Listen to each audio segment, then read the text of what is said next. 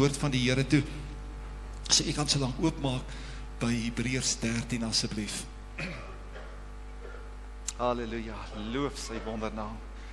Ek wil vir u vertel hoe ek aan hierdie woord gekom het. Het was die Saterdag namiddag gewees. En ek ry hier uit na Riebeek Kasteel se kant.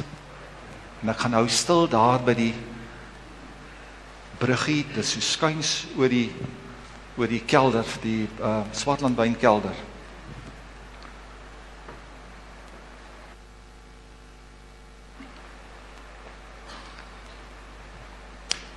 Kamera is saam by, maar die Bybel is ook by. Ek het al mooi voels daar afgeneem, onder 'n andere 'n gryskop mossie, wat nie veronderstel is om hier in ons gebied voor te kom nie. Terwyl ek daar sit, maak ek die Bybel oop, kyk die Bybelleeskalender se datum en ek lees, en soos altyd vra ek, Here, praat met my, spreek met my, en ek lees Hebreërs 13. En ek kom by vers 7. Soos 'n hamer wat op 'n ambeeld slaan, spring daar 'n boodskap uit. En ek voel, iewers by geleentheid, moet ek dit skryf, of moet ek dit deel, of op die radio iewers. En hier is vanmôre die boodskap. Hy sê, gedenk julle voorgangers. Dink aan die mensies wat julle voorgegaan het, wat miskien nie meer daar is nie. Kan jy vanmôre dink aan mense wat 'n invloed op jou lewe gehad het, pastore, dominees, ooms, oupas, jou pa, jou ma. Hy sê, wat die woord van God aan julle verkondig het. En dis nie noodwendig met sy mond nie, maar met sy lewe. Lewe spreek, en 'n voorbeeldige lewe spreek soms harder as woorde.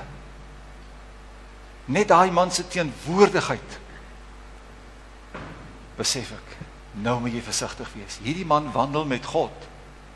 As jy in sy teenwoordigheid kom, dan voel jy dit al aan. Ken jy sulke mense? Yes, ek ken sulke mense. Ek moet my ligsinnigheid en my grappies los as ek by daai tannie kom en by daai ene kom. Ek praat nou van Piet Smit. Hy sê, aanskou die uiteinde van hulle lewenswandel en volg hulle geloof na. Ek het die boodskapvertaling ook hier op my selfoon, ek haal my selfoon daar uit. En ek kyk wat sê die boodskapvertaling. Die laaste gedeelte van daardie vers sê die boodskapvertaling, vertrou soos hulle vertrou het. 'n Uitstekende vertaling. As 'n klein seentjie vir jou sou vra, oom, wat beteken geloof? Dis 'n moeilike woord, dis 'n abstrakte begrip, maar as jy vir hom kan sê, vertrou God, vertrou soos daardie manne God vertrou het.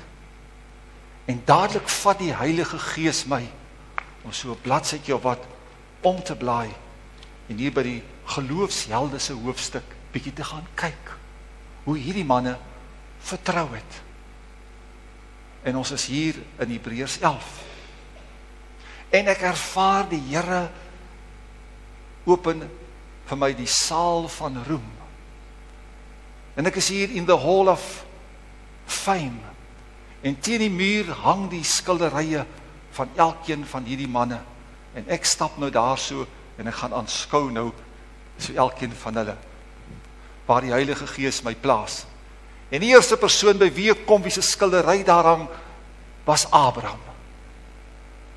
Net sy naam staan daar, en daar is al so 'n klein stukkie onderskrif by.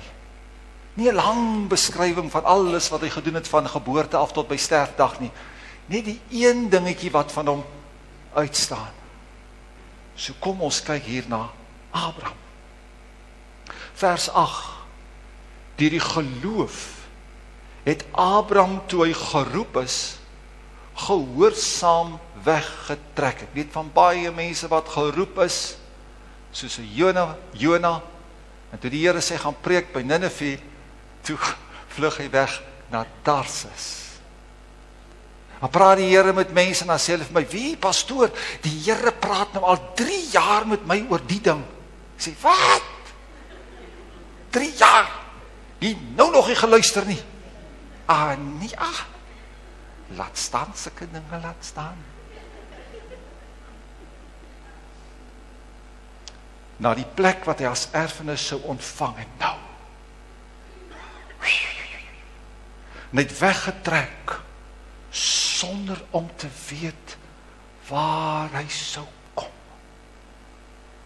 Weet jy hoe maak ons beplannings, as iemand sê, jy moet nou eers hier na 'n rigting toe gaan. Ja maar, waar eet ons? Waar slaap ons? Waar trek ons aan? Waar bly ons? Hoe lank? Wat nou van dit en wat nou van dat? Sê nou net. Want hy vat al sy goed en hy trek agter die Here aan sonder dat hy sou weet waar dit sou eindig en waar dit sou wees. Dit is soms goed dat 'n mens nie weet alles wat in die toekoms gaan gebeur nie, want sou ons dit dalk nooit gedoen het nie. Abraham het nie geweet nie. En ek noem dit blinde geloof. Daar staan so onder sy byskrifie, onderskrif, blinde geloof.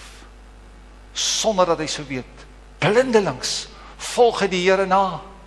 Daar is nie van 'n gedagte van, sê nou net dit werk nie uit nie, dan kan ek weer terugkom nie. Hy vat alles. Hy kap al en breek al die brûe agter hom af. En hy trek net agter die Here aan, want hy weet, God sal my nie verkeerd lei nie. Because he's a good Father. All of his ways is perfect. En ek gaan net by die nagmaal ook terugkom na hierdie wat ek nou vir u sê. Hoe vertrou jy? Hoe het jy weggetrek agter die Here aan? Nog hier vasgehou aan die goedjies hier agter, kort omkyk en weer teruggaan en nog hier van die goedjies weer omdraai en weer van die goedjies terughaal. Vertrou soos hulle vertrou het. Dink aan julle voorgangers en vertrou soos Abraham vertrou het. Maar ek kan nie vanmôre te lank by die een skildery vertoef nie. Die tyd stap aan en ons slaan so 'n paar van die manne oor en ek stap daar na die volgende skildery toe. Moses se naam staan daar en so 'n onderskrifie van wat Moses se lewe grootliks opsom. Stap jy saam met my vanmôre in the Hall of Fame. Kyk, my skilderytjies sal nooit daar kom nie. Dis daai groot manne. Maar dit is goed dat ons na hulle kan kyk, want die Bybel sê, vertrou soos hulle vertrou het. Kyk na hierdie manne, hulle is almal in die hemel, maar ons kan lesse neem aan hulle. En blaai saam met my na Hebreërs 11 vers 25. Eintlik moet ons so 'n bietjie voor dit al gaan haal, net so 'n bietjie spoed op te tel, dit is net eers daar by die wegspringblokke kom.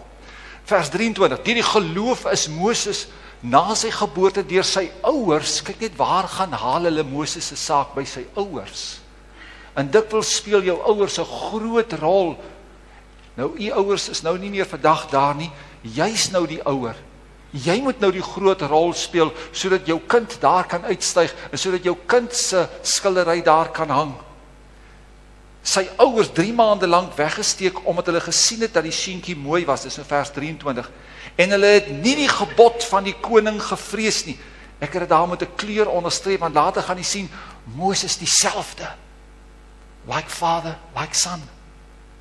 Vers 24, deur die geloof het Moses toe hy groot geword het, geweier om die seun van Farao se dogter genoem te word.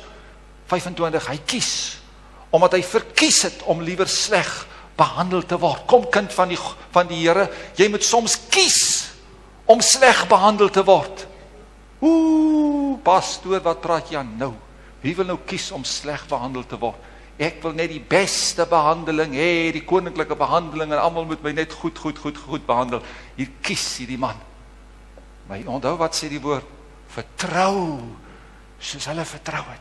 Moses, hy het nie gekompromitteer nie. Kom ons lees net so 'n bietjie verder daar. Saam met die volk van God, as om 'n tyd lank die genot van die sonde te hê. Die Bybel sê 2 dinge oor sonde. Hy praat van die genot, so sonde is lekker. Sonde is lekker, anders sou die mense dit mos nie gedoen het nie. Maar hy sê nog iets hierby. Net vir 'n tyd En dan, Oom Jurgen sal nou nie omgee dat ek dit sê nie. Hy sal dit eintlik graag wil hê, dit moet gesê word. In die week toe ons daar by is, 'n paar van ons manne dra vir Oom Jurgen daar uit. Dus daai daar in die kamer lê, almal van u weet dat sy tweede been is ook afgesit. Toe is daar so instap in die kamer, wat sê Oom Jurgens? Ja, toe hulle vir my gesê, ek moet ophou met my sonde, toe wou ek mos nie geluister het nie. Nou sit ek vandag, waar ek sit. Toe hulle gesê het, ek moet ophou rook, toe hulle gesê het, ek moet ophou drink, toe wou ek nie luister nie. Geliefdes, sonde is lekker, maar hy is net vir 'n tyd. En dan is dit baie sleg. En die smaad van Christus groter rykdom geag het as die skatte van Christus. Hy praat van sleg behandel te word saam met die kinders van die Here. En die smaad van Christus, hy het gekies om daai kant te wees, en nie daardie kant by die wêreld, waar dit kastig so lekker lyk en so wonderlik is nie. Hy het nie gekompromiteer, hier so 'n middeweg, so bietjie van die Here, so bietjie van die wêreld, so hier so die middeweg sal hy volg nie. Hy het gekies die pad van die Here, die beste pad, die uitnemendste pad, prys sy wonderlike naam. En dan staan hier 'n wonderlike ding. Die geloof het Egipte verlaat, sonder om die toorn van die koning te vrees, net soos sy ouers. Want hy het volgehou, soos een wat die onsienlike sien. God is mos onsienlik, maar die Here was vir hom so werklikheid, dit was so goed soos hy sien die Here. Hy volg agter die Here, daar beweeg die Here, hy stap agter die Here aan, net soos Abraham gedoen het.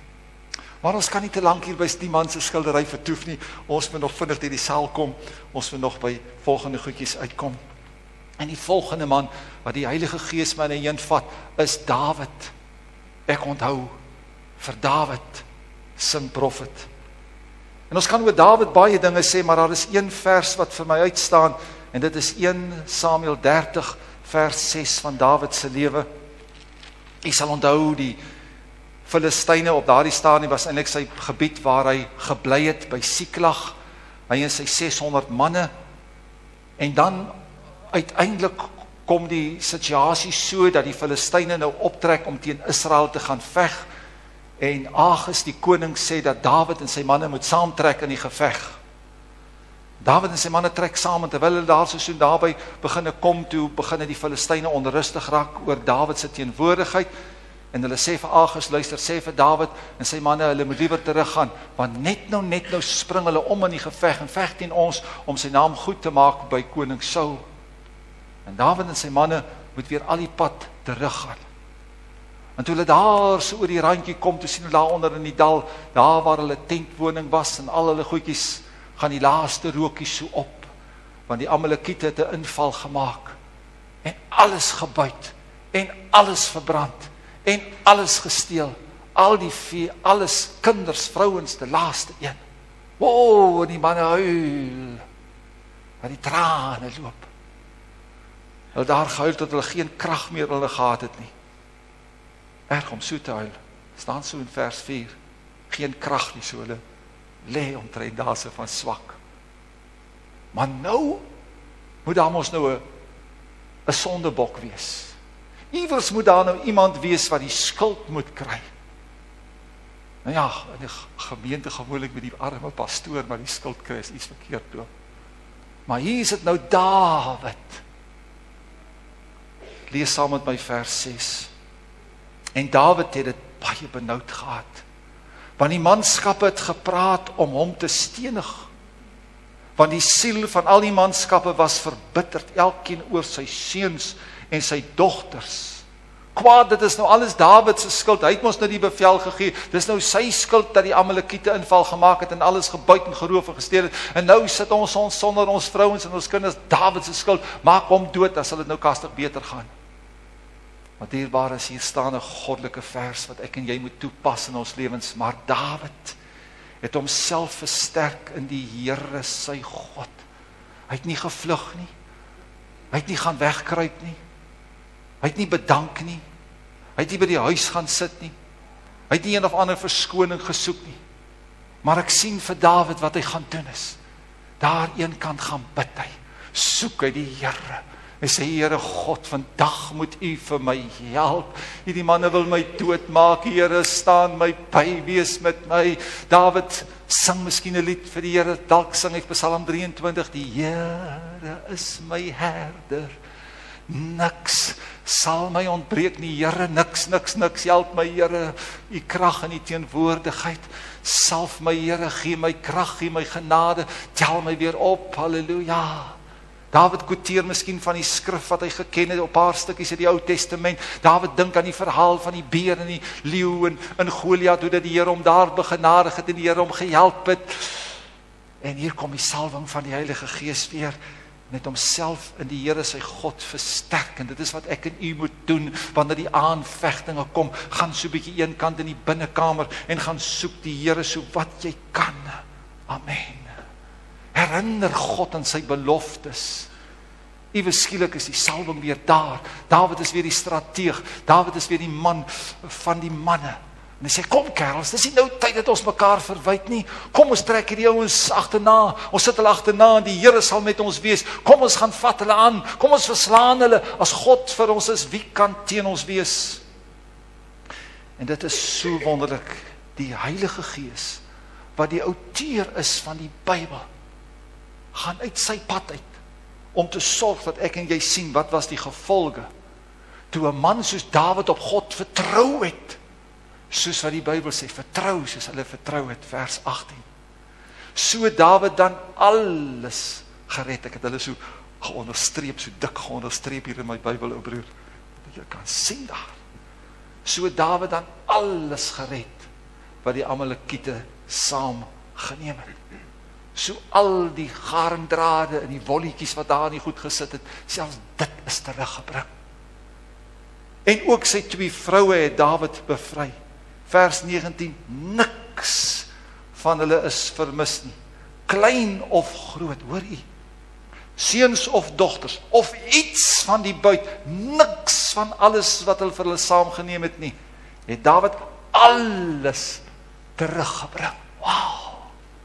Oeg, ons kyk na die skildery van Dawid, en die Bybel sê, vertrou, soos hy vertrou het. Wow! In sy uur van beproewing, het hy hom in die Here versterk. Kom ons beweeg aan na die volgende skildery, slaan so 'n paar van die manne oor. Daniel in die leeukuil. Daniel, die man wat gebid het, toe hulle sê, daar mag hy gebid word nie. Toe hardloop hy na sy binnekamer en hy gaan bid. Hy sê, nou sal ek julle wys, nou bid ek eers. Dan maak hulle 'n wet, ek mag nie bid nie, dan bid ek. Dierbare, so lyk jou gebedslewe. Bid jy ook soos wat hy gebid het? Leef jy ook soos wat hy geleef het? Maar ek ken die verhaal wat toe verder gebeur het. Arme Daniel word nou daar gegryp en binne in die leeukuil. Leeu's is honger gemaak. Daar die deksel daarbo verwyder word, toe is die leeu's sommer gereed. Laat hy kos net hier val. Binne in die maag. Jy weet hoe kan my honde maak. Die jager, as ek vir hom daar so 'n been gee.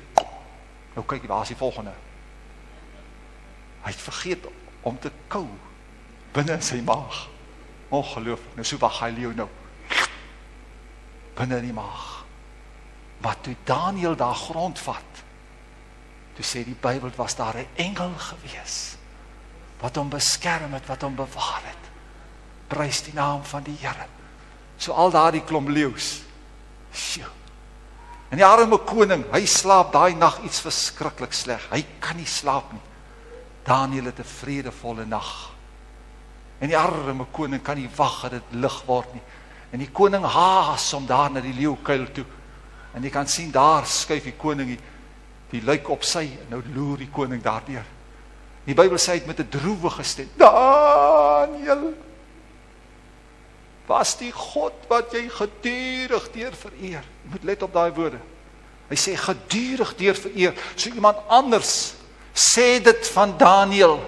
Hulle Daniel se leefwyse dopgehou. Daarom sê die Bybel vertrou soos hulle vertrou het. Ander sê dit van hom. Hy sê dit nie van homself nie. Was jou God wat jy gedurig deur vereer, was hy in staat om jou te beskerm. En hier van onderaf, hier praat Daniël. Hy sê, my God het sy engel gestuur en die bek van die leeu's toegesluit. En die koning, hy is eintlik daar se vervul met bewondering. Nou hierdie is vir my die mooiste woorde van Daniël vers 24. So is Daniël dan uit die kuil opgetrek, sonder daar 'n letsel aan hom gevind is. En nou hierdie woorde, omdat hy op sy God vertrou het. Vertrou soos hulle vertrou het. In die saal van roem is al die skilderye as 'n voorbeeld vir ons. Die Bybel sê, kyk 'n bietjie na hulle, dink 'n bietjie oor hulle, hoe hulle vertrou het. Volg hulle geloof na, sê die ou vertaling, boodskapvertaling sê, vertrou soos wat hulle vertrou het. Daar's nog tyd vir een skildery, naamlik die van Josef. En toe ek daar by Josef se skildery kom, toe sien ek die volgende woorde staan daar geskryf. Gevlug, maar die beste vlug ooit. Is mos nie goed om te vlug nie. Wat 'n mag het al ooit gevlug en dit was hulle tot eer. Maar hierdie man se vlug staan opgeteken in die annale van God. Toe Potifar se vrou aanhoudend by hierdie jong man aanlê en toenadering soek, kon hy dit later nie meer uithou nie. En wat doen hierdie man? Hy vlug. Hoe lyk vandag se standaarde, dierbares? As dit by daai dinge kom, wil ek eintlik sê, daar is nie eers standaarde nie. Daar's geen standaarde nie. Maar hierdie man het standpunt ingeneem. Hy het op God vertrou. Prys sy wonderlike naam. En hierdie vers is so kosbaar. Staan vir u daar op die bord gegooi. Genesis 39 vers 9. Kan ons dit so saam lees as jy wil vinnig opsoek? Daar's Genesis 39 vers 9. Ai, dit is so mooi. Hy gee hierdie verweer vir Potifar se vrou. Waarom kan hy nie toegee en ingee nie? Dis nou die man van dis nou Potifar self. Hy is in hierdie huis nie groter as ek nie, en hy het my niks onthou nie, behalwe u, omdat u sy vrou is. Hoe kan ek dan hierdie groot kwaad doen en sondig teen God? Iemand het gesê, jy is dit wat jy is wanneer niemand sien nie, waar niemand kyk nie. Niemand het geweet en niemand sou sien en niemand van die bediendes en van die oppassers en van die slawe was moontlik naby gewees nie. Potifar se vrou het alles so haarfyn beplan sodat dit maklik sou gebeur. Ek en u, dierbares, ons beweeg ook dikwels op plekke waar niemand sien nie. Ek stap dikwels alleen in hierdie kerk. Ek is dikwels met ander manne se vrouens alleen. Maar God sien. En God weet, en u ook. En daarom sê ons, Here, laat ek maar doen soos 'n Josef. As dit nodig is, laat ek vlug. Dit sal jou beste vlug wees. En dis die vlug wat opgeteken sal staan. Wat tot jou behoud en tot grootmaking van jou naam sal tel. Prys sy wonderlike naam. Dierbares, ek wil nou sluit. En ek wil ons offerande teksvers gebruik, as iemand dit van ons, julle dit net vir ons kan gooi daar. Nou ek sal nou nooit hier in die saal van Romaal nie, my ou skilderytjie sal nie eens geskilder word nie. Maar ek wil ook ietsie vertel uit my eie lewe, omdat ek het ervaar het. Jare gelede was in die vorige gemeente in Vredendal. En ons het een van die jeugspanne van die AGS daar gehad, wat vir 'n week lank daar besoekwerk gedoen het, gehelp het met die jeug en dienste ensovoorts ensovoorts. Ons het vir pastoor Jannie Dekas by ons gehad. Wie weet van pastoor Jannie Dekas? So 'n paar name. Pastoor Jannie Dekas was 'n fenominale musikant en komponis gewees. Ons sing vandag van sy musiek in die kerk. Ons God is groot en hy regeer. Sy Jannie Dekas se komposisie. My beker loop oor, want die is goed vir my. Een van sy komposisies, maar sy bekendste ene is Kom o Skepper Gees, lewendmakend Gees. So ek beskryf vir u 'n man van statuur, En toe hulle moet teruggaan die Vrydag, toe hoor ons maar hulle het nie petrol nie, by die kombi en die jong mense wat moet gaan, en ek wil 'n ou bydraaitjie lewer, maar my ou geldjies is so min. Al wat ek het, daai tyd was dit nog 'n nood geweest, was 'n R5 nood. En ek sien nou nog waar ons staan daar so in die sitkamer, en ek sê, Pastoor Jannie, my ou broer, ek wil graag 'n bydra lewer, maar my ou geldjies is so min. Broer, moenie eers kyk wat dit is nie. Vat dit net so in jou hand en steek dit in jou sak, maar dit is regtig al wat ek het. Hy het miskien agterna gedink, wat wil die pastoor nou vir my staan, R5 gee, wat moet ek nou daarmee maak? Maar terwyl die geld so van hand tot hand verwissel daar, dink ek aan daardie vers, kom dit net so by my op.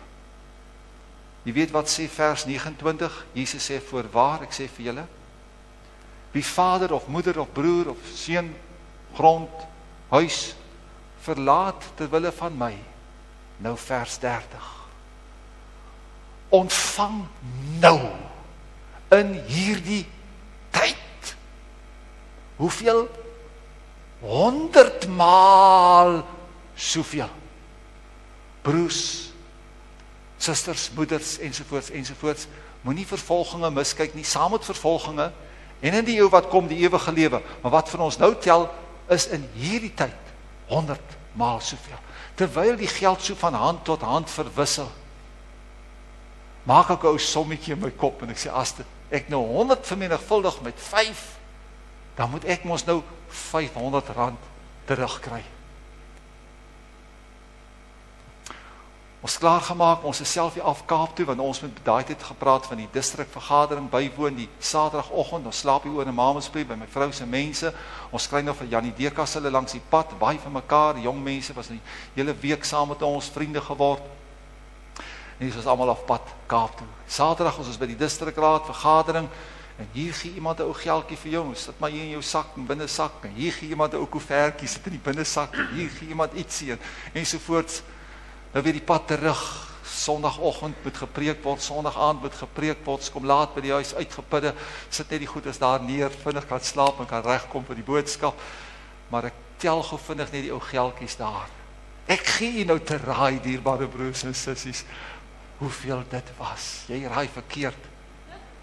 R508. Ek vertel dit vir iemand, hy sê, die Here het nog bygesit vir chocolates ook. Ek kon nog daai tyd 2 KitKats gekoop het, met daardie R8 wat oor is. What a wonderful God we serve. Dierbaar is, hoe lyk jou skildery vanmôre wat opgehang sal word? Wat sal die opskrifies wees by jou skildery, soos wat jy nou tans lyk vanmôre? Skoon dat ek net noem, gaan baie vinnig. Sal daar miskien by jou skildery staan halfhartigheid, lou en flou, val rond, dan hier, dan daar, val en opstaan, raak gou moedeloos, nie nodig nie, dit kan verander word. Kom dierbare, vanmôre is die kans en die geleentheid, dat hierdie skilderye vir jou so werklikheid word, dat jy sê, Here nee, ek wil hê by my skildery, die onderskrif, daar moet staan, bidder, daar moet staan, sielewenner, daar moet staan, volharding, daar moet staan, kenner van die woord, daar moet staan, voorbeeld. Ek wil vanmôre oproep op die maak en die opnooi en die voor te kom staan. Waarvoor vertrou jy God vanmôre? Iets groots waarvoor jy die Here al so lank al vertrou. Kan ons musiek vir ons sommer na vore kom asseblief? Dan staan ons hier voor en ons vertrou God, soos wat daardie manne teen die muur se skilderye vir ons van vertel. Soos in Abraham, soos in Moses, soos in Dawid, soos in Daniel, soos in Josef. En as jy nie vanmôre iets het waarvoor jy die Here vertrou nie, kry vir jou iets, want hierdie is die uur, hierdie is die geleentheid, wat die Here vir ons bied om God te vertrou soos hulle vertrou het. Vermenigvuldig dit met 100 wat jy afstaan vir die Here. Thank you, Jesus. Doen vir ons, bless the Lord, oh my soul.